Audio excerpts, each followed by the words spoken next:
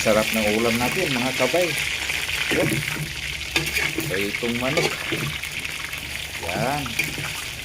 Abangan nyo ang video natin mga kabay hanggang dulo. Yan, paki-like and share na lang sa ating video. Nakahanda na yung ating lulutuin ngayong umaga mga kabay.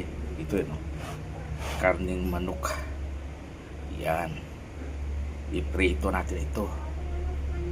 Yan, para makakain ang lahat. Kasalang na ang ating niluluto na ulam. Ang ating fried chicken. Yan. Yan, no? Mabilis lang ito, mga kabay. Pag magkulay brown ang ilalim, automatic. Baliktarin natin, mga kabay. Yan. Yan, no? Naamoy ko na nga yung aromatic.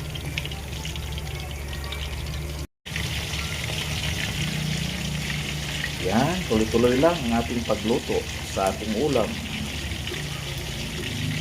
Ang ating ulam na fried chicken tanghalian mga kabay. Yan, Silitin natin ilalim mga kabay. Kulay brown na pa. Alanganin pa mga kabay. Masasalang lang kasi. Yan. Okay, baliktarin na natin mga kabay. Pwede na. Yan, at kulay brown na yung ilalim. Yan.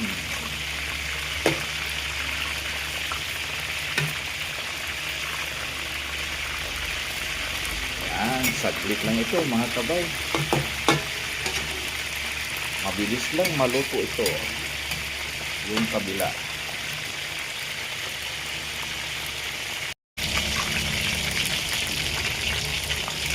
Yan, kulay brown na, magkabilaan mga kabay.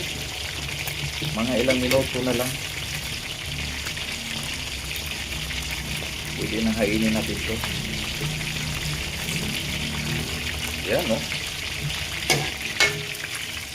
Ang sarap mga kabay. Yung amoy talaga. Nagkagutom talaga ang amoy nito mga kabay. Pwede na. Luto na ito mga kabay. Kainin natin mga kabay. Para matikman na. Yan.